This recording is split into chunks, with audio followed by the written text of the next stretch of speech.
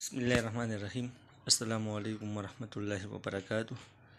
Money and banking का दूसरा assignment है और इसका जो ड्यू डेट है वो 31 अगस्त 2022 है। इसका लर्निंग ऑब्जेक्टिव्स ये है कि इस असाइनमेंट का बुनियादी मकसद ये है कि वो स्टूडेंट सेंट्रल बैंक के बैलेंस शीट को समझ जाए, उसकी कंपोजिशन को, और जो मुख्तलिफ फाइनेंशियल एक्टिविटीज़ और ट्रांजेक्शन की जाती है उसके स्ट्रक्चर और साइज पे क्या इम्पेक्ट्स है। तो लर्निंग आउटकम ये है, जब आप ये एक्टिविटी करेंगे तो आप इस बात के काबिल हो जाएंगे कि आप सेंट्रल बैंक के बैलेंस शीट को समझ जाएंगे, उसके कंपोनेंट्स को और स्ट्रक्चर को, कंपोजिशन को, और जो मुख्तलिफ़ किस्म के फाइनेंशियल एक्टिविटीज़ और ट्रांजेक्शन्स है उनके इम्पेक्ट्स को आप समझ जाएंगे बैलेंस शीट पर और उसके एसेट और लायबिलिटीज़ की साइड पर। तो असाइनमेंट क्वेश्चन ये है कि सेंट्रल बैंक के बैलेंस शीट की कंपोजिशन को मद्देनज़र रखकर आपसे ये कहा गया है कि यहाँ पे कुछ फाइनेंशियल एक्टिविटीज़ है जो सेंट्रल बैंक को परफॉर्म करता है, और फिर आपने दिखाना है कि हर एक्टिविटी का एसेट और लायबिलिटी सेट्स पे क्या इम्पेक्ट्स है, और इसके साथ साथ हर एक्टिविटी का बैलेंस शीट के साइज पे क्या इम्पेक्ट है। तो पहला क्वेश्चन है कि सेंट्रल बैंक ऑफ पाकिस्तान वो 20 मिलियंस ऑफ ट्रेजरी बॉन्ड वो परचेज़ करता है एक कमर्शियल बैंक से। दूसरा क्वेश्चन है कि सेंट्रल बैंक ऑफ पाकिस्तान वो 10 मिलियन ऑफ ट्रेजरी बॉन्ड एक कमर्शियल बैंक पे फ़रोख्त करता है। तीसरा है कि सेंट्रल बैंक ऑफ पाकिस्तान वो एक कमर्शियल बैंक को 50 मिलियन रुपए कर्ज़ा देता है, या जो पब्लिक है वो अपने बैंक अकाउंट से 100 मिलियन रुपीज़ वो विड्रा करते हैं। पांचवा क्वेश्चन है कि सेंट्रल बैंक ऑफ पाकिस्तान वो 100 मिलियन रुपए के यूएस गवर्नमेंट बॉन्ड वो परचेज़ करता है। तो इन तमाम एक्टिविटीज़ का सेंट्रल बैंक के बैलेंस शीट पर क्या इम्पेक्ट है और उसके लायबिलिटीज़ और एसेट साइड पर क्या इम्पेक्ट है, तो वन बाय वन हम उनको सॉल्व करेंगे। अच्छा, इसका सलूशन है। सबसे पहला क्वेश्चन है सेंट्रल बैंक ऑफ पाकिस्तान जो है ना वो 20 मिलियन रुपीज़ के ट्रेजरी बॉन्ड एक कमर्शियल बैंक से परचेज़ करता है। तो उसके इम्पेक्ट्स ये है। सबसे पहले हम एसेट और लायबिलिटीज़ पर उसके इम्पेक्ट देखते हैं। तो जब गवर्नमेंट 20 मिलियन रुपये का ट्रेजरी बॉन्ड परचेज़ करता है तो उसकी एसेट में 20 बिलियन का इजाफा होता है, और इसी तरह बैंक रिज़र्व में भी इजाफा हो जाता है 20 मिलियन रुपये का, क्योंकि यही बैंक्स जो है ना कमर्शियल बैंक्स अपने पैसे वो स्टेट बैंक के पास रखते हैं।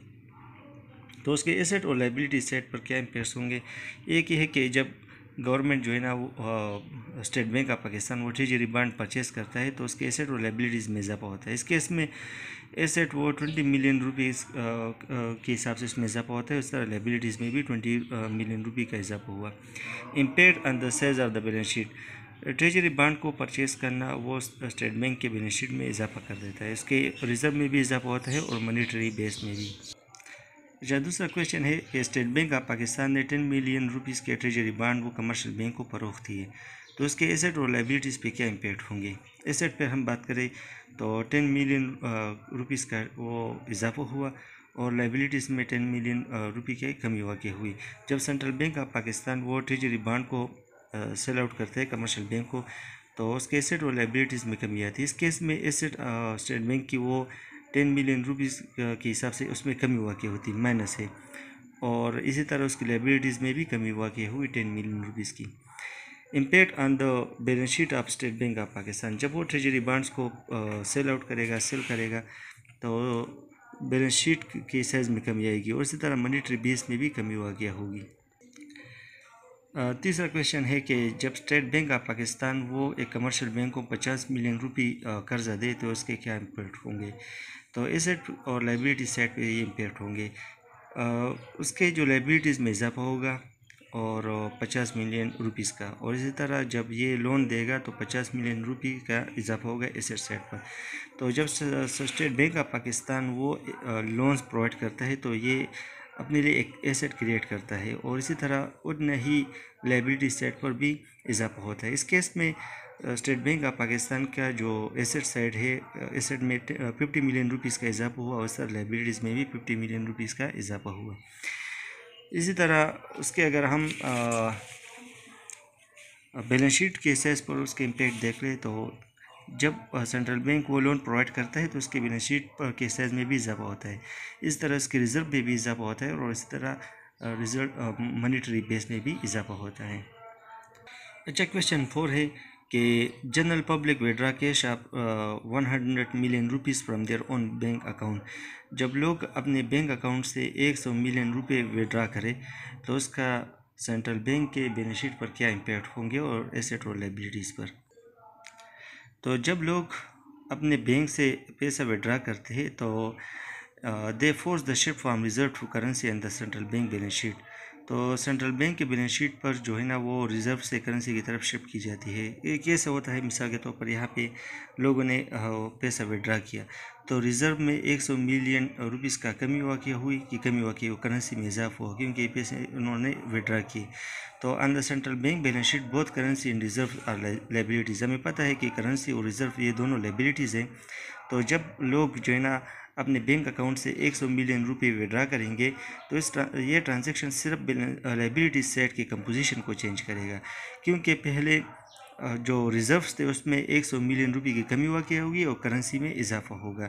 तो उसके सेज पर कोई इम्पेक्ट नहीं पड़ेगा, impact on the size of the balance sheet, क्योंकि cash withdrawal does not change the size of the central bank balance sheet और ना ही मॉनेटरी बेस को वो मतलब उसमें चेंजेस लेगा क्योंकि हमें पता है कि मॉनेटरी बेस जो है ना वो करेंसी प्लस रिज़र्व से बनता है। तो अगर करेंसी में इजाफा हुआ तो रिज़र्व में उसी हिसाब से कमी वाक़ई हुई।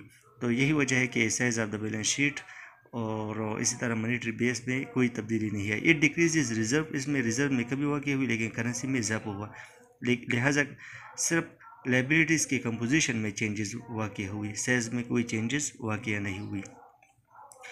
आखिरी क्वेश्चन है कि सेंट्रल बैंक ऑफ पाकिस्तान वो यूएस गवर्नमेंट बॉन्ड परचेस करता है 100 मिलियन रुपए की। तो impact on the asset and liability side of the state bank of Pakistan. तो एसेट में इजाफा हुआ क्योंकि 100 मिलियन रुपीज़ का वो उन्होंने फ़ॉरेन एसेट ख़रीदे। तो इसी तरह लायबिलिटीज़ में क्योंकि ये पैसा उन्होंने इशू किया करेंसी तो 100 मिलियन जो रुपीज़ है करेंसी में इजाफा हुआ। जो हमें पता है करेंसी वो लायबिलिटी है स्टेट बैंक की। तो जब सेंट्रल बैंक ऑफ पाकिस्तान वो फॉरेन करेंसी बॉन्ड परचेस करता है तो it leads to equal increase in state bank asset and liabilities. तो इसी हिसाब से एसेट और लायबिलिटीज़ में भी इजाफा होता है। इस केस में अगर हम देखें asset of State Bank is increase by 100 million rupees and its liabilities are also increase by 100 million rupee. तो जितना एसेट में इजाफा हुआ उतना ही लायबिलिटीज़ में इजाफा हुआ। Impact on the balance sheet of on the size of balance sheet of State bank of Pakistan. अच्छा, तो यूएस गवर्नमेंट बॉन्ड को परचेस करने की वजह से बैलेंस शीट के साइज में इजाफा हुआ। इस तरह मॉनेटरी बेस में 100 मिलियन रुपीज़ का इजाफा हुआ। इसी तरह मनी सप्लाई में भी इजाफा हुआ क्योंकि स्टेट बैंक ऑफ पाकिस्तान ने करेंसी 100 मिलियन रुपये के करेंसी जो है ना उन्होंने इशू किए, तो प्रिंट करके वो उन्होंने इसको इशू किए। तो इसी वजह से मनी सप्लाई में भी और मॉनेटरी बेस में भी इजाफा हुआ और इसी तरह स्टेट बैंक ऑफ पाकिस्तान के बैलेंस शीट के साइज़ में भी इजाफा हुआ।